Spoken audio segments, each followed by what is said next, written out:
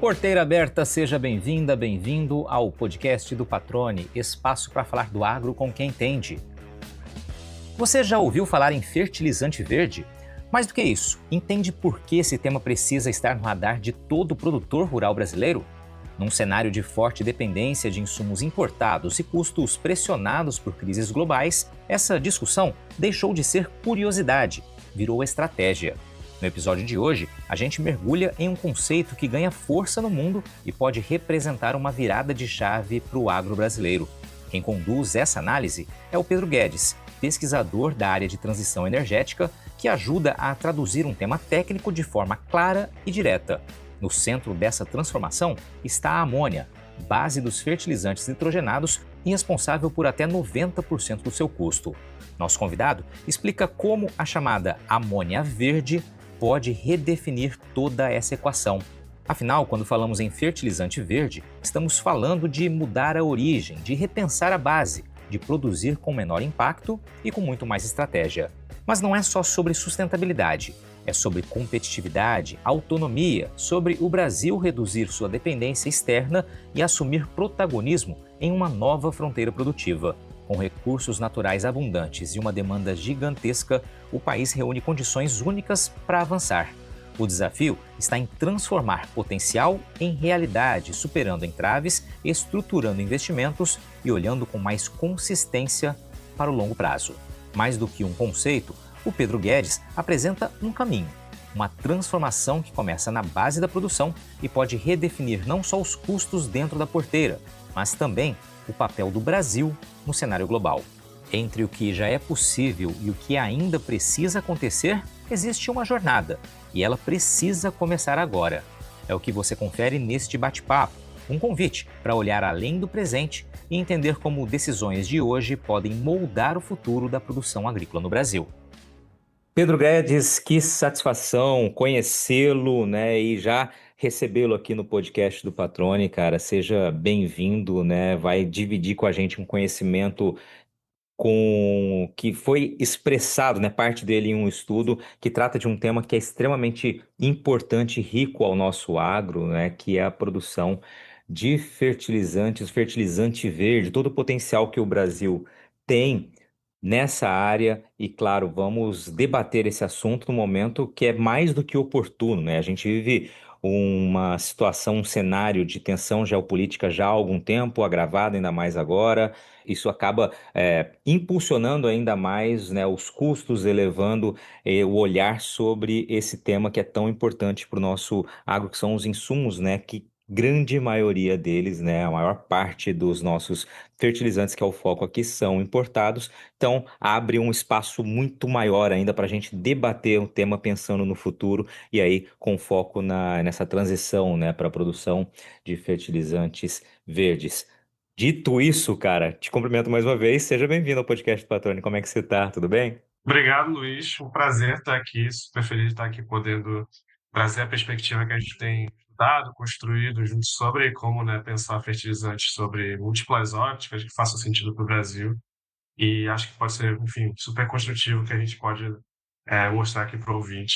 Maravilha. Antes da gente já trazer mais informações do tema, eu queria que você se apresentasse rapidamente para a gente e como é que você, o Pedro Guedes, né, entra nessa área para tratar, estudar fertilizantes, fertilizantes verdes. Minha formação eu venho da área da engenharia química, já sempre com uma atenção desde a gênese, estudando principalmente rotas renováveis, rotas com baixa emissão, menos poluentes, e que, enfim, é uma carreira construída muito também no âmbito de consultoria para empresas privadas, e hoje estou aqui no Instituto EMAIS, e que a gente tem essa construção como think tank de estudos técnicos que possam levar a formulação de políticas públicas orientadas a associar muita transição energética com prosperidade econômica. Então, o estudo de fertilizantes, para mim, vem muito dessa formação técnica associada, né, à perspectiva de ter um horizonte ali que permita a gente, enfim, ter produtos que sejam menos emissores, menos poluentes, mas que ainda assim tracem um caminho para o Brasil de prosperidade econômica, de prosperidade social, financeira, entre outras. Maravilha. Você é natural de onde, Pedro? Eu sou natural de Belém do Pará, mas eu já moro há muitos anos no Rio de Janeiro, tipo assim, já há quase mais de uma década. Então, enfim, já me sinto em casa tanto lá quanto aqui hoje em dia. Maravilha. Aí você falou do Instituto, né, mais de transição energética, lembrando que recentemente aqui o João Abud também participou, né, trazendo uma análise feita da importância e os desafios, né, para alavancar ainda mais a produção de bioinsumos no Brasil. Muito bacana o episódio do João Abud. E agora vamos dar sequência, né, com esse foco em fertilizantes verdes. Eu queria que você começasse explicando para a gente, né, esse termo fertilizante verde, e aí a gente vai gradativamente falando sobre o estudo, né, que você foi um dos autores também que trata aqui em português, né, da descarbonização da cadeia de suprimentos de fertilizantes de amônia no Brasil. Vamos lá, explica para a gente o que é um fertilizante verde, Pedro. Certo. Então, do termo, da forma como a gente escolheu utilizar ele no relatório, está muito associado ao processo produtivo daquele fertilizante. Porque o fertilizante, assim como diversos outros produtos industriais, produtos químicos, enfim, ou até mesmo combustíveis, tem no seu processo aspectos que geram emissões dos gases de efeito estufa, né?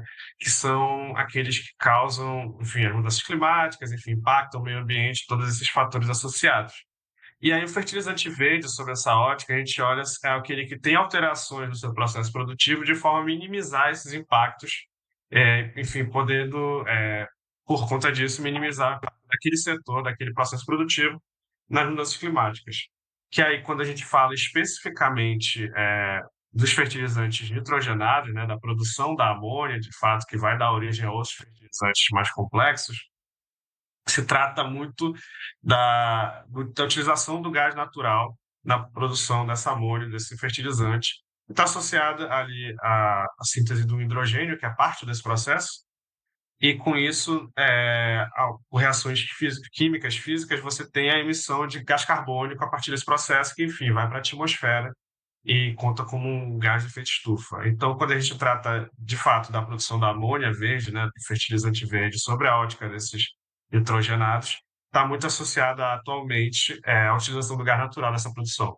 Maravilha. E qual que é o cenário hoje no Brasil, né? E aqui você já trouxe o destaque para a amônia, né? Porque é um elemento extremamente importante para a produção, né? É um dos principais aí para a produção desses fertilizantes, né? Dos Sim. nitrogenados.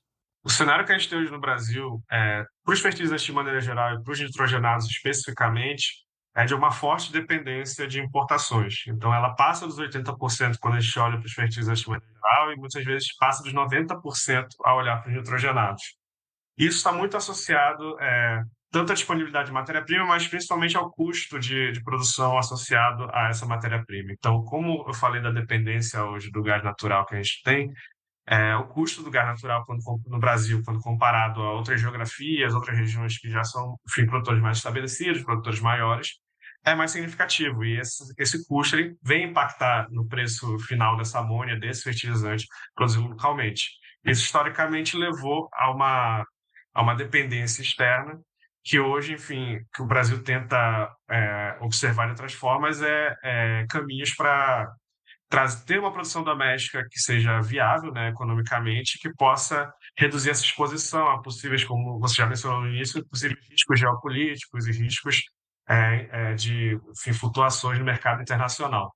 E aí, qual é a alternativa, então, né? A gente tem possibilidade, o país reúne condições, características para avançar na produção aí com um menor impacto ambiental, com menor pegada de carbono, né? Qual seria o cenário? Que a gente no estudo, Instituto Temais colaborou, o que a gente propõe é associar essa perspectiva, né, de reduzir a exposição ao risco geopolítico com a perspectiva de reduzir o impacto da pegada ambiental ao mesmo tempo. Que aí se traça da seguinte forma: como eu mencionei no início, no processo de produção da amônia, enfim, do fertilizante nitrogenado, você tem ali a síntese do hidrogênio a partir do gás natural como matéria-prima. E o que a gente vê circulando hoje como alternativa tecnológica, que o Brasil já tem muito interesse, inclusive com leis sobre isso, é a produção de hidrogênio a partir de fontes renováveis. Que aí, quando a gente fala de fontes renováveis, a gente fala do uso da energia elétrica para a produção, utilizando energia elétrica e água para produzir esse hidrogênio, ou utilizando também, por exemplo, o biometano, que quimicamente indiferenciável do gás natural e pode ser usado dentro dos mesmos processos. E essas duas alternativas como sendo a nova matéria-prima para esse setor, para esse processo produtivo. E a gente entende que isso tem um papel tanto no aspecto ambiental quanto no de adensar domesticamente essa cadeia, muito por conta do fato que são matérias-primas que hoje já têm um custo mais elevado, porém, quando você compara com o que foi que a gente fez no estudo, compara com os custos da matéria-prima fóssil no Brasil, que também tem custo elevado, você tem ali a perspectiva de ter tanto uma trajetória que possa reduzir essa dependência externa, quanto possa levar num horizonte a custos mais reduzidos do que se fôssemos produzir da maneira tradicional no Brasil com gás natural. Então, a gente busca ter essa visão de associar perspectiva, como eu falei, perspectiva econômica, perspectiva de segurança energética, com a perspectiva ambiental de atenção aos compromissos climáticos do Brasil. Legal, vou aproveitar um pouco da tua expertise na área que você, né, é fera aí para nos explicar, né, de uma maneira bem didática para ficar claro, né, o que muda num processo utilizando uma fonte, né, uma matéria-prima e outra, e o resultado desse produto, ele é similar, ele tem alguma característica diferenciada ou não? A amônia, a produção de amônia dentro da indústria química, como o que vem de engenharia química, é o processo mais antigo da indústria, a produção de amônia.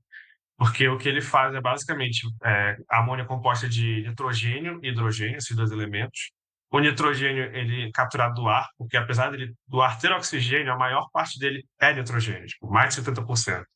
Então ele é capturado do ar.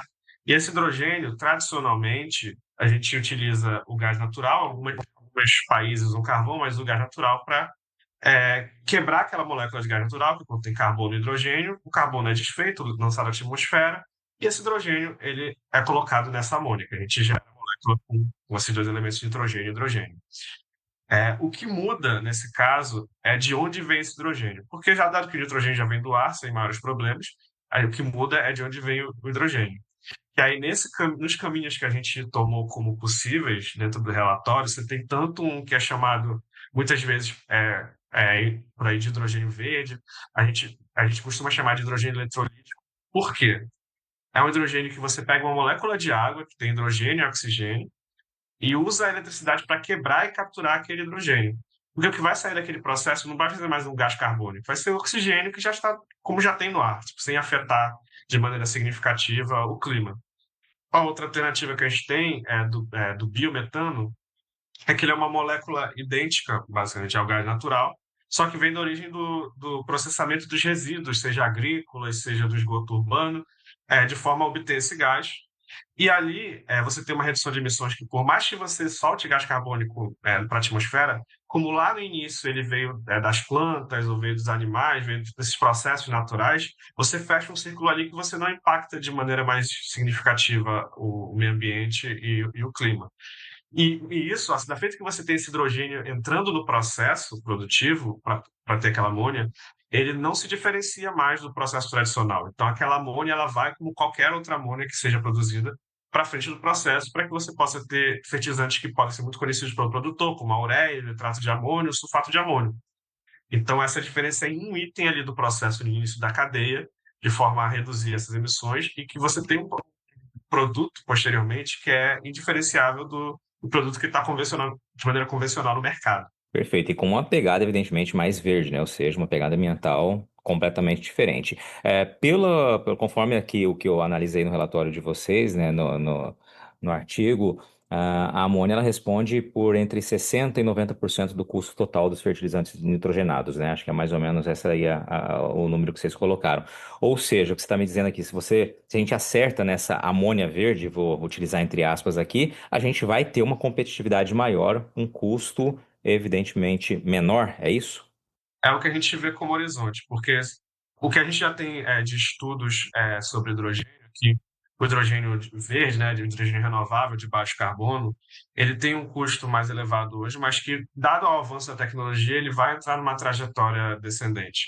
Que é isso que a gente entende. Enquanto o gás natural, ele, enfim, no Brasil, tem uma característica estrutural de o gás natural ser mais caro do que outras geografias que têm maior abundância ou têm maior disponibilidade mais prática, o hidrogênio verde tem o potencial no Brasil, quando renovável, de hoje a gente tem um custo que se assimila a essa outra alternativa fóssil doméstica, mas que pode para frente ser reduzido, porque se torna mais fácil produzir, você tem mais empresas disponibilizando equipamentos, você tem lições aprendidas para o ganho de escala dessa produção. Então, uma trajetória que, de fato, leve o fertilizante verde no Brasil, se não mais barato que o internacional, mas mais barato do que o que nós somos capazes de produzir domesticamente hoje. Perfeito. Eu acho que esse é um ponto importante da gente salientar até para quem está nos ouvindo, né? Porque é a partir de estudos, de análises como essa que o Pedro está dividindo aqui com que a gente se baseia no que até onde a gente pode chegar adiante, ou seja, é olhar para frente, né? Mas é olhar para frente já pensando em ações claras a partir de agora, né? Em estruturar toda essa oportunidade para que de fato a gente no futuro venha a reduzir a nossa dependência absurda, né, de insumos importados, né, especialmente dos fertilizantes, que é o nosso foco aqui, e, claro, gerar alternativas que possam, no futuro, também vir a tornar mais barato ou mais competitivo no que diz respeito à facilidade de produção e à menor dependência, né, dessas oscilações e disponibilidades quando a gente tem que buscar fora do Brasil, né? Esse é um dos focos aí, né, do trabalho que vocês estão fazendo, né, Pedro? Sim, com certeza, é poder traçar esse caminho, que não é um caminho, é uma ideia nova, não é uma perspectiva original demais, tanto que a gente menciona no estudo o Plano Nacional de Fertilizante, né, que ele traz grandes direcionamentos ali do que pode ser a indústria futuramente, visando reduzir essa dependência.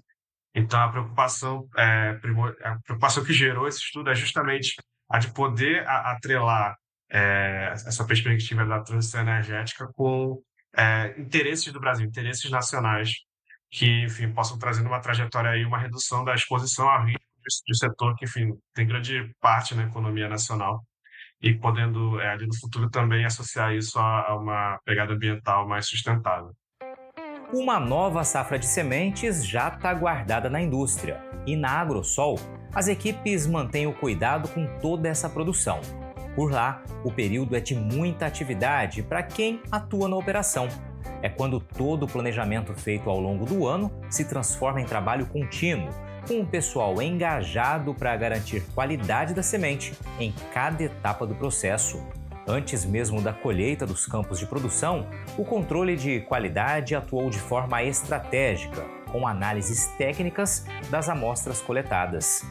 As informações do campo, do laboratório e do beneficiamento industrial se conectam para garantir precisão no processamento e maior aproveitamento das sementes. É um momento em que toda a empresa está mobilizada. Diferentes áreas se unem para incentivar e reconhecer o trabalho das equipes, que lidam diretamente na área operacional, reforçando a confiança no potencial técnico, no comprometimento e na dedicação de quem está à frente do processo. Afinal, produzir sementes exige capricho, atenção aos detalhes e, claro, trabalho em equipe.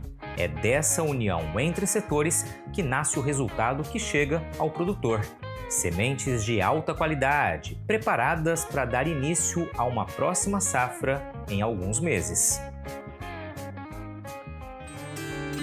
Você está ouvindo o podcast do Patrone, agroinformação com quem entende. Perfeito. Você falou do Plano Nacional, né? O Plano Nacional, ele visa reduzir aí quase que pela metade a nossa dependência, se eu não estiver enganado, até 2050, né? É isso aí, né? E qual seria hoje a nossa possibilidade, a nossa capacidade de produzir e olhando lá para frente, né? Quanto a gente poderia produzir de fertilizantes nitrogenados aqui? O Plano Nacional, enfim, isso é uma questão que a gente inclusive traz no relatório, ele traz as ambições, né, os grandes direcionamentos do que seria possível produzir no Brasil. Só que ele ou ainda não avançou, ainda não se avançou no Brasil em termos de tantos de instrumentos que permitem a gente vislumbrar o que é possível fazer dentro do âmbito daquele plano. Então, seja instrumentos fiscais, seja instrumentos de crédito, seja instrumentos regulatórios, que desenhem o campo, né? Desenhem o horizonte que permita a gente implementar essas soluções. O que a gente tem quando a gente fala dentro do relatório é que ele já desenha uma perspectiva do que seria um horizonte de fertilizantes verdes. Ele coloca, por exemplo, que seria produzido 1 megatonelada de ureia, tipo, na intenção dele, 1 megatonelada de ureia até 2050, por fontes verdes. Só que isso é uma parcela da produção nacional, para porque ele apresenta diversos caminhos ali do que poderia ser proposto nacionalmente, mas que exige um esforço que está muito associado, pessoalmente, à capacidade de estabelecer essa produção de hidrogênio renovável a partir de eletricidade, que aí você tem a contratação das renováveis. Então, o que é vislumbrado ali é uma perspectiva inicial, tipo, uma perspectiva inicial do que pode ser um horizonte de produção, que é o que a gente está buscando aprofundar mais agora, inclusive em uma nova etapa desse estudo, é entender, em termos de volumes, o que isso representa para o Brasil, em termos de consumo, o que isso representa para o Brasil, em termos de emissões, o quanto a gente pode entregar de fato, mas a perspectiva é de realmente entrar ali com uma parcela significativa nesse horizonte, apesar de, claro, não por enquanto ser contemplado um todo, né, da demanda nacional, mas uma parte significativa do horizonte sendo contemplado por fertilizante verde, visando tanto reduzir o custo, mas também entregar essa pegada mais sustentável. Tá, mas dá para ter uma estimativa, dá para ter um desejo que seja? Então, esse desejo que é desenhado no Nacional de Pesquisa, a gente coloca como um horizonte razoável, porque ele ainda é uma parcela, que ele fala 1 megatonelada de ureia, a gente coloca como uma parcela que é significativa, mas que, por não ser o todo, é algo um alvo a se mirar. Então, quando a gente fala a gente pensa de projetos, eu acho que é um número que vale a pena ser buscado e que a partir dele devem ser traçadas, seja listas de incentivos, seja crédito, seja regulação, sejam outros instrumentos para um horizonte. Maravilha. Eu estou com um relatório aberto aqui, Pedro. Eu queria aproveitar, até vou voltar num ponto aqui que você explicou, mas acho que é para aproveitar a sua expertise para também trazer mais luz, né, e conhecimento sobre alguns termos que são utilizados, né? A gente falou aqui da amônia renovável, né, ou do fertilizante verde, né? Que a gente usou logo no começo, e aí o estudo faz essa comparação com o preço da amônia renovável, diz que já é um custo competitivo com a amônia fóssil em algumas regiões, e aí vocês colocam lá, né, o que seria a verde, né, e aí você tem a azul e a cinza. É um termo que é bastante utilizado, mas eu queria que você trouxesse essa diferença para a gente, né, de maneira didática, até para que a gente consiga também estender um pouco mais desse conhecimento para as pessoas que estão nos ouvindo, que eventualmente também não sejam ligadas ao agro ou não tenham familiaridade com esses termos e que tendem a cada vez mais, né, serem ouvidos, especialmente por todo o cenário que a gente vivencia agora. Quando a gente coloca lá em verde, né, a amônia renovável, a gente está atrelando naquele contexto principalmente a produção de hidrogênio a partir de água com eletricidade, né, que eu chamo de hidrogênio eletrolítico, e muitos atores é chamado de hidrogênio verde. Que aí a gente atrela ali, só que aí o que muda é tanto a geografia enfim, de onde vem aquela energia, como é produzida aquela energia, se você contrata já uma usina já existente, ou se você sai do zero para construir uma planta. Tudo isso é contabilizado nos diferentes cenários. Que aí quando a gente vai ali para a amônia azul, né, que tipo, a gente desenha a perspectiva de uma amônia que é fóssil, mas com aquele carbono gerado sendo capturado. Ou seja, você coloca como se fosse um equipamento ali na saída, né, tipo, que saiu de gás carbônico e outros gases de efeito estufa, e leva aquele gás para ser capturado e levado, enfim, a uma região que pode ser injetado no subsolo. Só que tem questões associadas a isso, que é tanto que isso dá pesquisa junto com o RMI, que é a instituição que a gente colaborou, que é tanto que o horizonte de redução de custos para essa tecnologia não tem uma curva tão otimista quanto a de hidrogênio verde, ou seja, de que realmente no futuro você ter preços reduzidos, quanto o fato de que é extremamente dependente de uma infraestrutura do ponto de vista geológico, então de você ter que ter uma área, tipo assim, uma região rochosa que seja adequada para você injetar aquele gás de forma que ele não vaze ou não cause nenhuma forma de problema para aquela região. Então, ali a gente desenha como perspectiva adicional, mas um pouco mais limitada. Que aí, quando a gente fala de cinza, o cinza é o fertilizante convencional. ou seja, que é produzido hoje com uso de gás natural, que gera emissões que vão para a atmosfera. Então, esse verde, azul, cinza se diferencia muito dessa forma. Verde com eletricidade, azul com a captura do carbono, cinza convencional.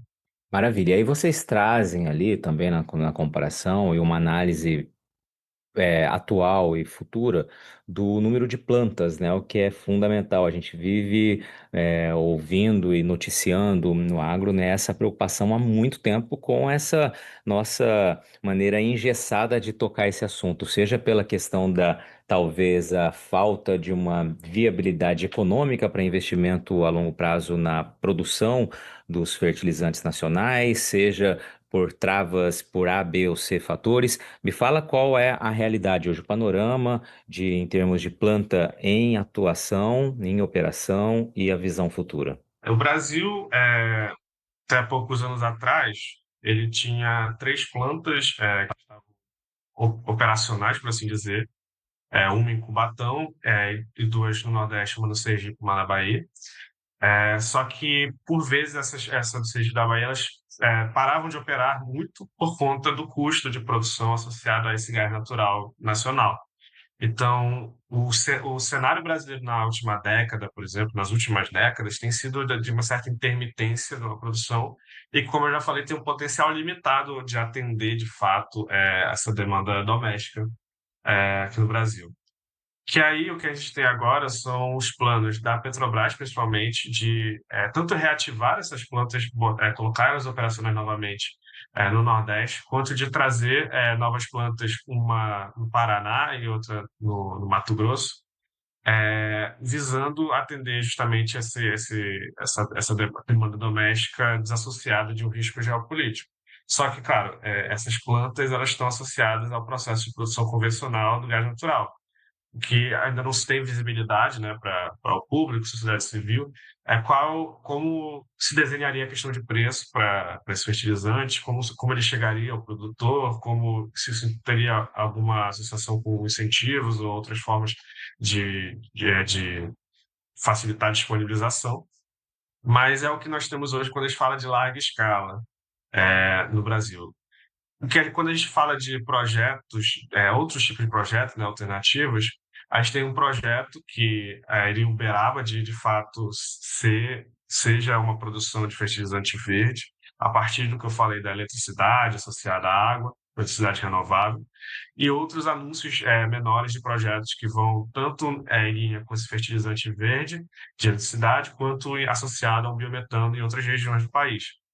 Mas hoje o cenário que se desenha para a expansão da produção ele está muito atrelado à possibilidade do fóssil, só que já despontando projetos, claro que ainda tem que chegar ao FID, né, tipo a decisão final de investimento, mas projetos que já associam a eletricidade renovável à produção dessa amônia e desse fertilizante.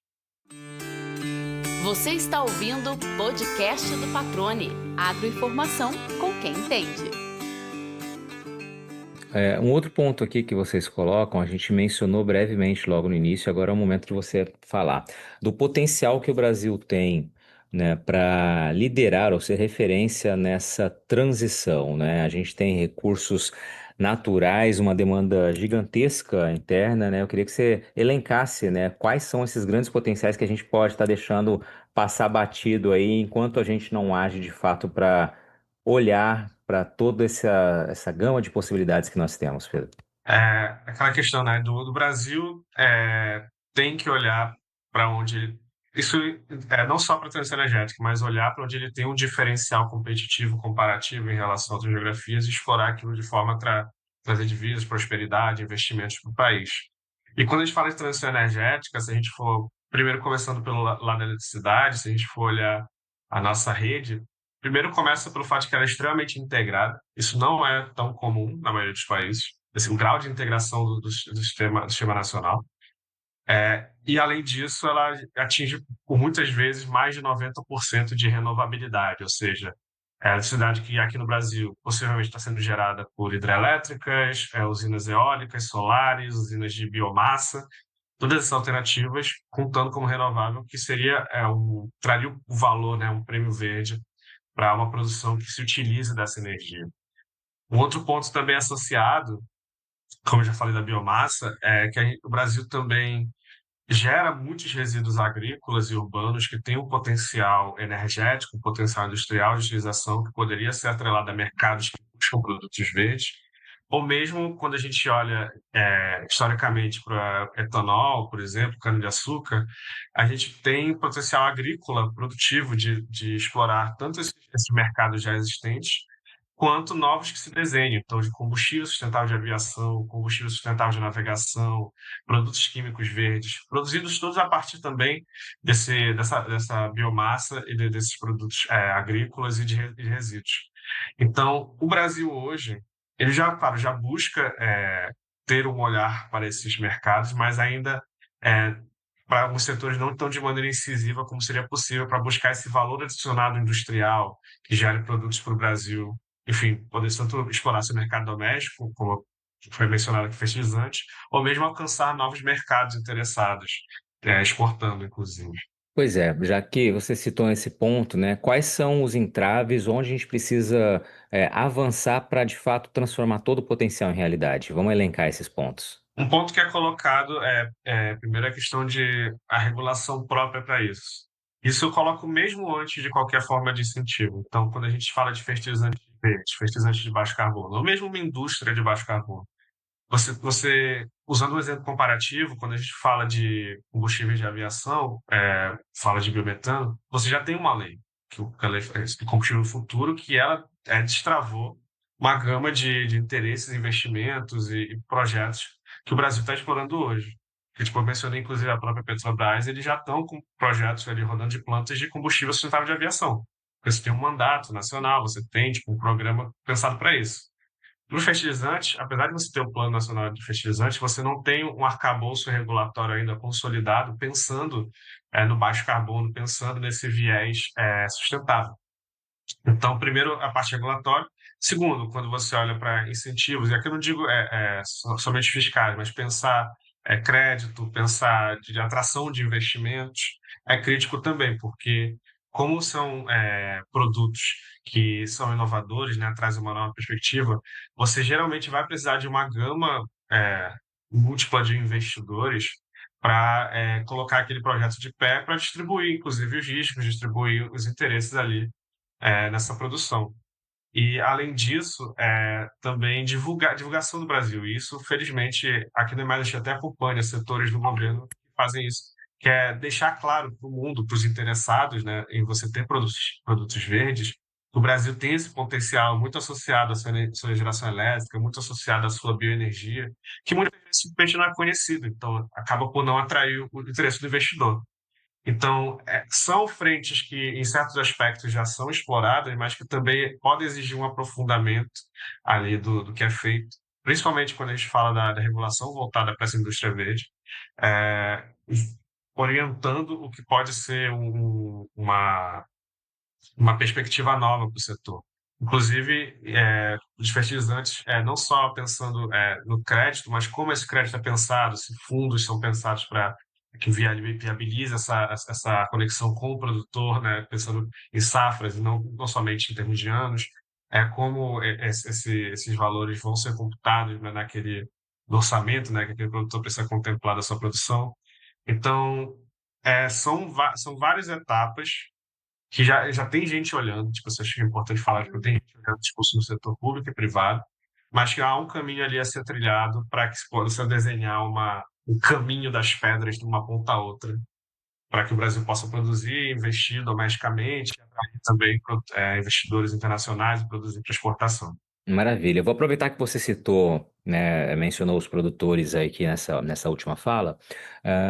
Por que eu, como produtor rural, tenho que olhar para esse tema e torcer para que ele avance, para que essa possibilidade de fato seja aproveitada, para que a gente tenha, né, o fertilizante renovável, né, a partir da amônia verde, enfim, os termos que a gente tratou aqui. Por que para mim isso seria interessante no futuro? Assim como eu coloquei no início a visão do fertilizante por dois caminhos, né, o caminho da questão geopolítica e a questão ambiental, eu vou traçar um pouco partindo desses dois pontos de maneira distinta.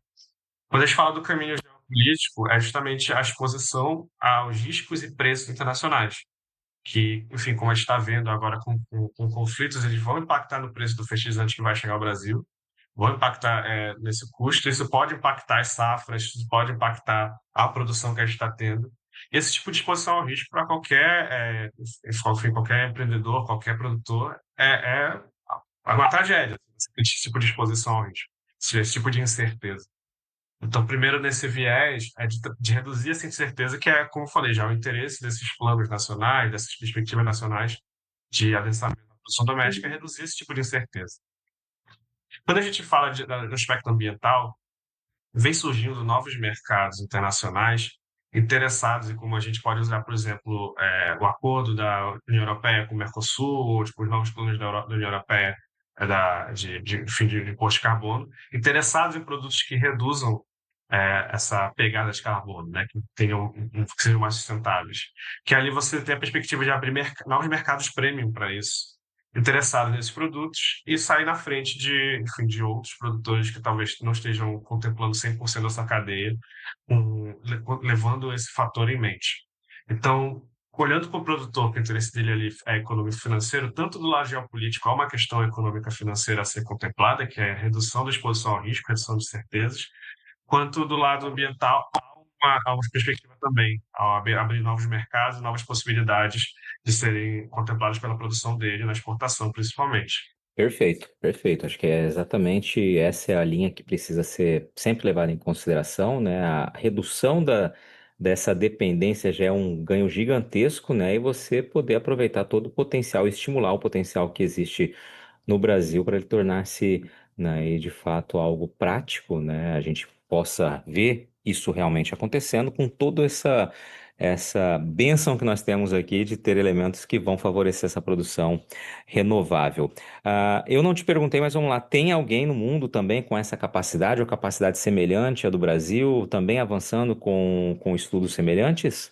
Então, em vários lugares do mundo, há essa intenção de produzir amor renovável, só que juntando todas as características do Brasil é mais difícil. Tipo, se eu fosse mencionar assim de cabeça, por exemplo, a capacidade tipo, de ter um parque industrial desenvolvido, você tem a China, de ter um potencial renovável gigantesco, você tem o continente africano, enfim, e de ter o interesse do consumidor, o interesse regulatório de você abarcar esse produto verde, você tem a Europa. Mas juntar todos esses fatores é muito difícil vislumbrar um país que tem as características do Brasil. Por isso que é um tipo de oportunidade que a gente não pode deixar passar, tipo de potencial que a gente não pode deixar ficar lá sem ser aproveitado. Excelente. Pedro, a gente vai caminhando para a reta final aqui do bate-papo, mas eu queria que, antes de eu trazer as perguntas derradeiras aqui, que são tradicionais aqui do podcast, eu queria que você fizesse como se fosse uma síntese, tá? Em tópicos aqui, que devem ficar como mensagem desse bate-papo nosso hoje aqui. O Brasil tem um problema, que é a sua dependência de importação de fertilizantes. O Brasil tem uma qualidade que é sua produção de energia renovável, seja eletricidade, seja biomassa. Juntando os dois, pode se atacar o problema da exposição ao risco nos fertilizantes, tendo uma produção de baixo carbono que evite essa incerteza no mercado. E, como consequência, você vai ter também um produto com uma pegada de carbono reduzida que te permite acesso a novos mercados e com uma trajetória de custo que no horizonte pode se reduzir e ser mais competitiva no país, tanto visando o mercado doméstico quanto exportação. Maravilha, maravilha. Ô Pedro, vamos lá, para a gente caminhar aqui para o fim, já vamos para as perguntas tradicionais. Primeira, qual a pergunta que o Pedro Guedes gostaria de ter que responder um dia, cara, que ainda não te fizeram? E pode ser olhando lá para frente, se você quiser, tá? A pergunta no futuro alguém perguntando quantas plantas mais o Brasil consegue botar para operar, consegue construir, visando num cenário que o Brasil de fato provou ali que você pode ter, por exemplo, uma, duas, três plantas produzindo fertilizantes nitrogenados sustentáveis, renováveis, de baixo carbono, e isso já despertando interesse tanto interno quanto externo, num nível que você já tem um boom do setor, tem um boom desse tipo de processo, desse tipo de operação, e entender o quão longe o Brasil consegue chegar. Então, tipo, eu deixaria feliz, tipo, se alguém querendo entender quão mais a gente pode fazer nesse sentido. Legal, uma pergunta com uma visão muito otimista, né? De lá na frente e ainda falaram, caramba, até onde vocês conseguem chegar aqui com tudo isso? Muito bacana. Uma curiosidade sobre você, Pedro. Eu sou uma pessoa que eu gosto muito de cantar. Assim, eu canto, eu já tive banda, já apresentei com amigos, já gostei de cantar em festivais pequenos assim de bairro, de diversidade. É uma coisa que eu gosto muito de fazer. E eu faço a qualquer momento, assim, se eu estou lavando louça, se eu estou trabalhando aqui em casa, se eu estou andando na rua.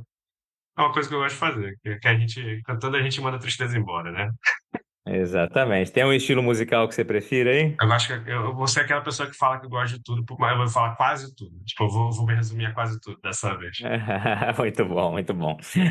Para o pessoal que quiser conhecer um pouco mais do teu trabalho, cara, você tá tem rede social, Instagram, LinkedIn, para o pessoal procurar aí. No LinkedIn, principalmente compartilhando, que muito pela página do Emaile, tipo, muitas falas minhas e artigos da minha autoria que são publicados em portais, em agências específicas. Estou lá compartilhando e também compartilhando temáticas que são do meu interesse nesse ponto dos fertilizantes, mas também para quem pudesse interessar esses combustíveis que eu mencionei, né, os novos combustíveis renováveis, esses novos setores que se despertam de biocombustíveis.